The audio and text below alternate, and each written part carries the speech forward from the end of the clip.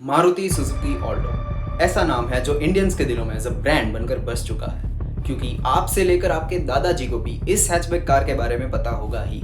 आखिरकार इंडिया की सबसे इकोनॉमिकल कार जो है, पर क्या आप इसकी हिस्ट्री के बारे में जानते हैं? क्योंकि एज अ कार गाय और रादर एज एन इंडियन कोई आपसे आकर पूछ ले कि आपके देश की सबसे पॉपुलर कार की हिस्ट्री बता दो, तो आपको पता तो बिल्कुल होना ही था।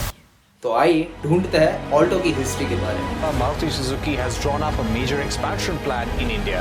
The car maker is setting up its largest manufacturing facility. The vision was simple: to develop a car for the masses at a price that the masses can afford. 14 December 1983 marked the birth of the India's largest car maker, Maruti Suzuki, has launched the all-new Alto K10 at a price of nearly 4 lakhs.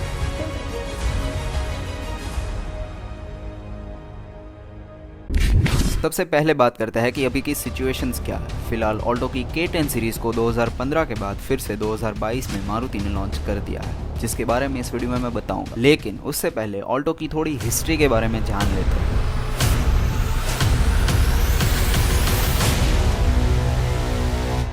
सबसे पहले बात करते हैं Alto की शुरुआत कैसे और कहां से हुई। उसके लिए आपको सुजुकी सुजुलाइट के बारे में जानना होगा। 1955 में ये कार ही थी जिसने वर्ल्ड वॉर 2 के बाद सुजुकी की डूबती नैया को बचाया था। ये इतनी ज्यादा सक्सेसफुल हो गई थी कि इसके लॉन्च के बाद कंपनी ने काफी सेगमेंट्स में एक्सपांड किया था, जैसे 4 व्हील ड्राइव व्हीकल्स, ATVs और यहाँ तक कि मेडिकल में भी। और अब 1979 से ऑल्टो की फर्स्ट जनरेशन को सुजुकी ने लॉन्च किया था, जिसमें 540 सीसी का 3 सिलेंडर इंजन आता था। इसके अलावा रियर फोल्डिंग सीट्स फर्स्ट जेन ऑल्टो का फीचर हुआ करता था, और इसकी लो प्राइस की वजह से इसने मार्केट में तबाही मचा दी थी। इसके बाद 1984 में सेकंड जनरेशन, 88 में थर्ड जनरेशन, 94 में फोर्थ जनरेशन और 1998 में फिफ्थ जनरेशन को लाया गया, जो बनी इंडिया की फर्स्ट जेन ऑल्टो, जो आज काफी कम देखने को मिलती है। इंडिया में इसका लॉन्च हुआ था 27 सितंबर 2000 में। फिर सीधा 12 साल बाद 2012 में लेजेंडरी ऑल्टो को लॉन्च किया गया, जिसमें अंदर से लेकर बाहर तक सब कुछ कंप्लीटली नया था।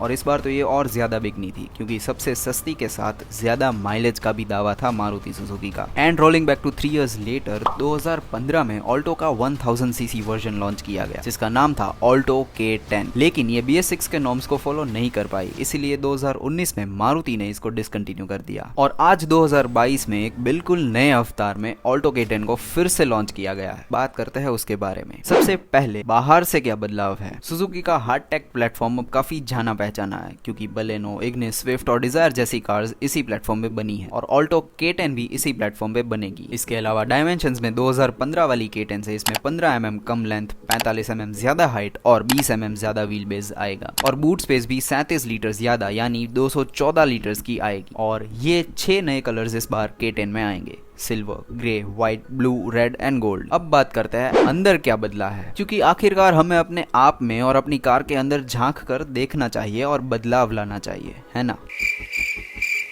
अरे बेटे, तुझे थकान नहीं लग रही क्या?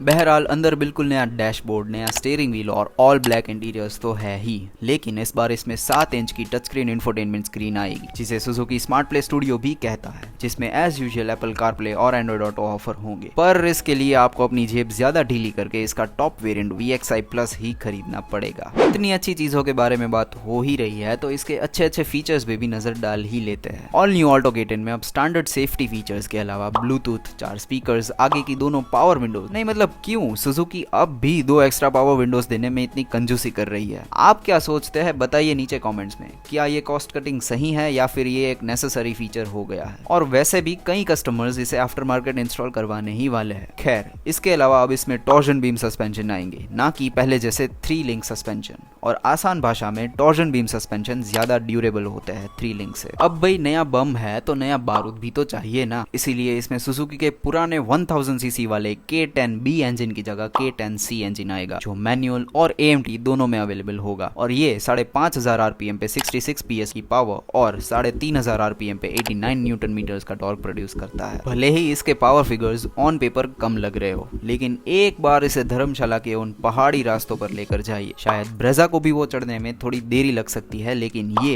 एक चूहे की तरह फटाफट इधर से उधर घुस के निकल जाएगी। इसीलिए तो ये ऐसे मुश्किल रास्तों में भी एज अ टैक्सी यूज होती है। कमिंग बैक टू इंजन, नया इंजन है तो अब इसकी क्लेम्ड माइलेज भी 24.5 किलोमीटर पर लीटर की हो गई है। मतलब ऑन रोड आप ऑलमोस्ट 18 से 19 एक्सपेक्ट कर सकते हैं। K10 का CNG वर्जन भी आएगा, लेकिन थोड़े महीनों के बाद, जो लगभग 30 की माइलेज दे सकेगा। ये सब तो ठीक है, लेकिन मेन सवाल है आखिर इसके प्राइसेस क्या है। नई K10 टोटल 6 वेरिएंट्स में आएगी। स्टैंडर्ड मैनुअल 4 लाख रुपए, LXI मैनुअल 4,80,000 रुपए, VXI मैनुअल 5 लाख रुपए, VXI AMT 5.5 लाख रुपए, VXI प्लस मैनुअल 5,30,000 रुपए और VXI प्लस AMT 5,80,000 रुपए। मेरे हिसाब से तो VXI ही इसका वैल्यू फॉर मनी वेरिएंट रहेगा। बाकी आप नीचे कमेंट्स में बताइए कि आपको कौन सा वेरिएंट समझ में आता है। लेकिन इस बार कुछ नया भी है। इस बार मारुति टाटा की तरह एसेसरी पैक भी ला रही है, जिसे खरीद के आप नई और अलग एसेसरीज ऐड करवा सकेंगे। इनके नाम है इम्पैक्टो और ग्लिंटो। इम्पैक्टो में टीनेजर्स को ज्यादा पसंद आए ऐसी डिजाइन होगी, जैसे स्पोर्टी कलर एक्सेंट्स, ORVM में कवर्स, आगे और पीछे स्किड प्लेट्स एक्सेट्रा। और ग्लिंटो थोड़ा प्रीमियम टच देगी, जैसे chrome elements, premium grille, door visor etcetera. इसके लॉन्च से अब रेनो क्विड के थोड़े पसीने तो छूटेंगे, क्योंकि काफी टाइम से 1000 सीसी वाले इस सेगमेंट में क्विड को कोई ऐसा ज्यादा टक्कर दे ही नहीं रहा था। हाँ, एस्प्रेसो थी, लेकिन इतनी वर्दी कॉम्पिटिटर नहीं है। तो यही था ऑल्टो की हिस्ट्री और नई ऑल्टो के बारे में। अगर ये वीडियो आपको किसी भी तरीके से पसंद आया है तो इस वीडियो को लाइक जरूर कीजिए, और आपके फ्रेंड्स या फैमिली में से कोई भी नई ऑल्टो K10 लेने का सोच रहा है तो उन्हें ये वीडियो जरूर शेयर कीजिए, और कमेंट्स में बताइए कि आपके क्या विचार है इस नई ऑल्टो को लेकर। Peace out.